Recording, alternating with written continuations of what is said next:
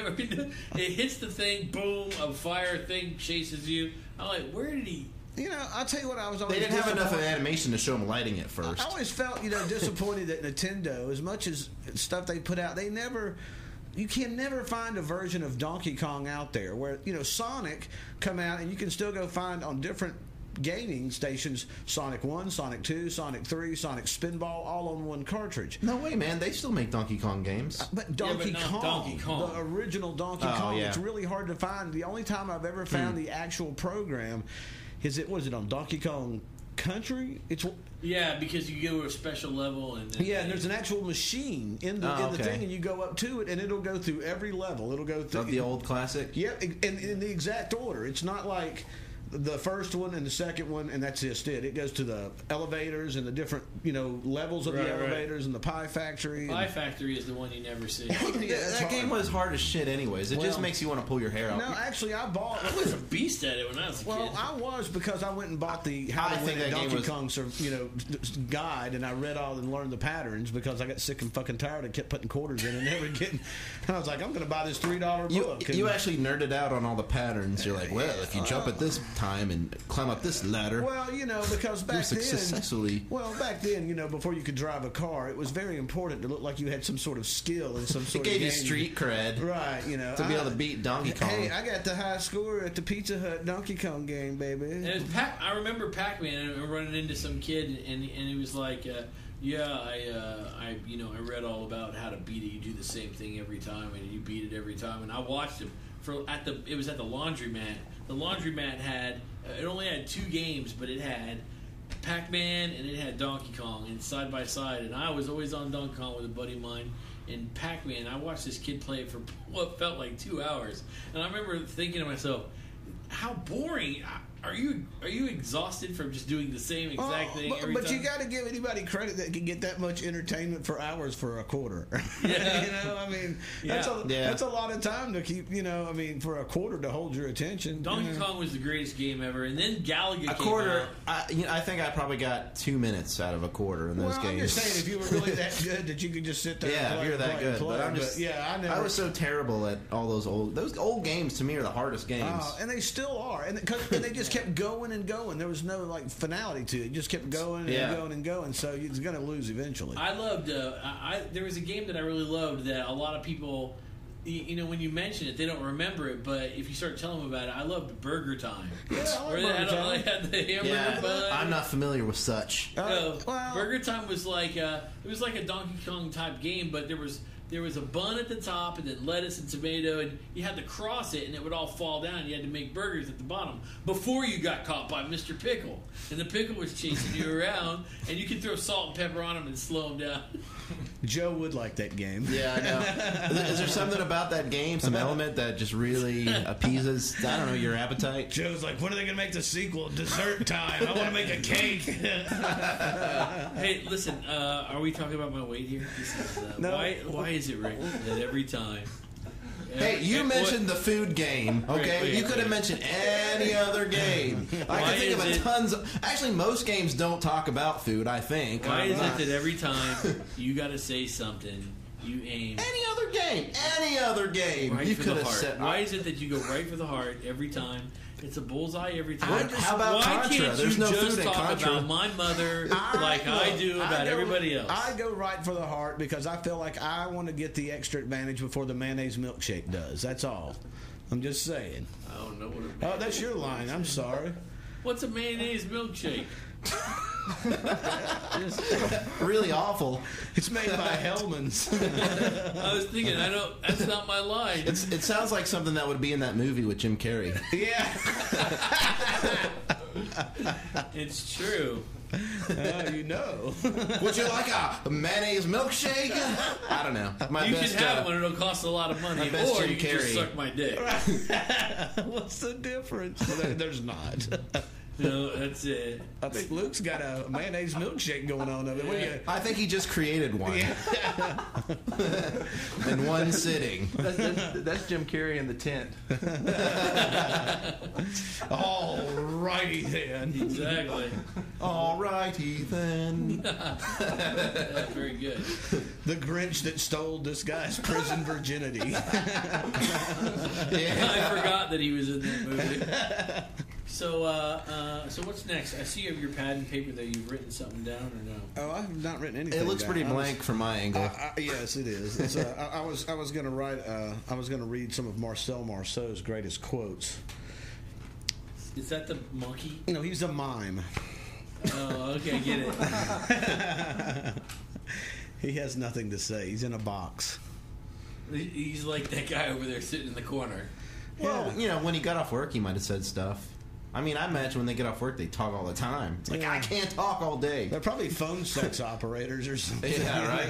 I think that we should now take like 1 minute to make this like a segment in the show. And now, what did Elias do today? Hello, Elias. See, let's skip to the next section. And the whole ignoring the sound effects goes along with, we're not going to talk about the structure of the show during the show. Yeah. That's true. No, well, I mean, right now I feel like we're winging it, so We are. that's the whole point. We're winging it. We're not reading off scripts. I know it really seems really scripted, but we are actually bullshitting as we go along. Yeah, it seems very regimented, very, very, very scripted. Very, we don't want to get off the mark. Don't go off of your line. Well, I didn't. Well, you're trying to. You're trying to dissect the project. Okay. Yeah, back to Joe's weight. Yeah. All right. I'm very proud of the fact that the past week I have lost 24.5 pounds. Yay! It's true. Now, here's the part where I don't understand. Terrible. Why are you laughing, Elias? You don't have anything to say. I say I lost 24.5 pounds. You laugh. Why? If he lost 24.5 pounds, Elias would die. I really lost 24. Oh, Elias He'd look would? Ethiopian. Yeah.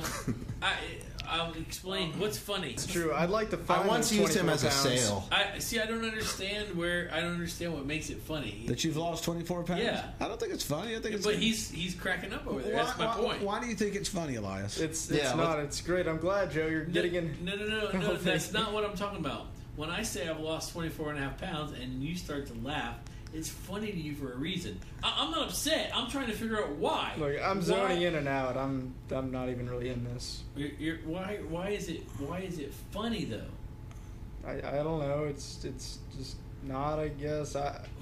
Whatever you want to hear, that's what I'm saying. You win. Wow. You just give up. Is that Wow. How defeatist. I didn't think I was asking a bad No wonder question. Canada's When such a sovereign nation. No, but I mean, I didn't think I was asking a bad question. When somebody laughs at something, you know why. So, and every time I mention, like, hey, man, I lost 10 pounds this week, he giggles. And I'm like, what's funny? And he doesn't say anything. So now I'm like, I said it, he laughed. Really, what's funny? I'd like to know the joke. Yeah. Elias, please pull yourself away from the iPhone. Jeez Louise. I swear, he's lazier than a rug on Valium. Exactly. I'm so glad we included you. Indeed. Boy. I'm glad you're participating, Matt. Would you want to come out here and sit at the big boy table? I'm okay. Okay, so anyway. Yeah, that's sweet. So, how's the tapeworm diet going?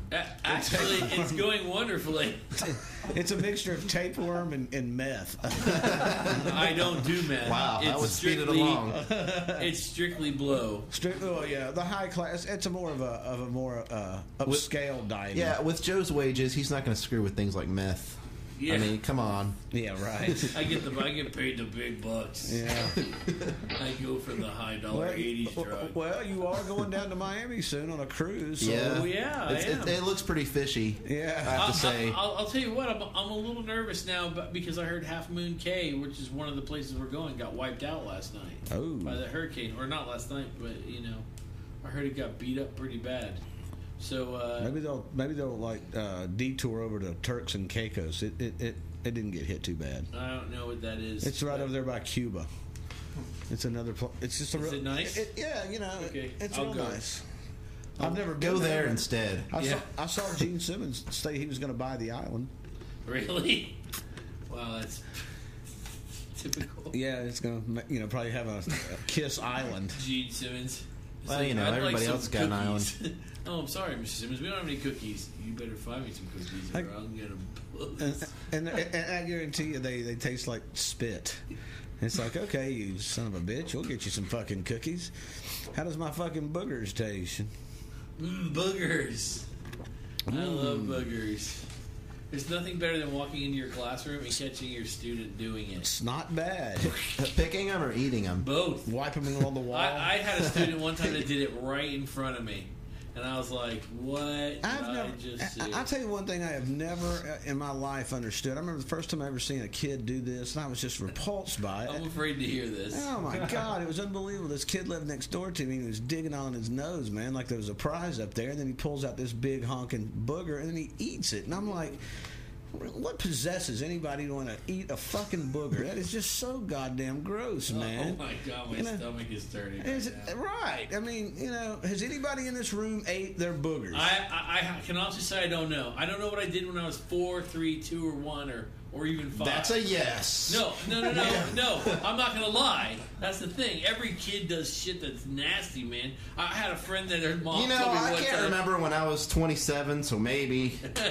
I had a friend that's mom said she walked into the room one time and she was covered in her own shit. So, and when she was like less than 1 year old, so.